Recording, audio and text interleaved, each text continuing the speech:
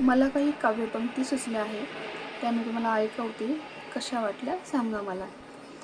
वडिलांच्या मनासारखं वागणं म्हणजे मुलगी, वडिलांच्या मनासारखं वागणं म्हणजे मुलगी, भावाच्या आवडीनुसार जगणं म्हणजे बहीण, भावाच्या आवडीनुसार जगणं म्हणजे बहीण, नवऱ्याच्या इच्छा पूर्ण करता करता जगणं म्हणजे बायको, नवऱ्याच्या इच्छा पूर्ण करता करता जगणं म्हणजे बायको, मुलांचे हट्ट जोपासता जोपासता जगणं म्हणजे आई, मुलांचे हट्ट जोपासता जोपासता जगणं म्हणजे आई, आणि या साऱ्या आयुष्याचा पाडा वाचता वाचता नातवांना सांभाळणं म्हणजे आजी, आणि या साऱ्या आयुष्याचा पाडा वाचता वाचता नातवांना सांभाळणं म्हणजे आजी, आणि आपलं जे जीवन आहे ते आपल्या इच्छेनुसार जगणं सोडून त्यागणं म्हणजे स्त्री, आणि जे आपलं जीवन आहे ते आपल्या इच्छेनुसार जगणं सोडून त्यागणं म्हणजे स्त्री.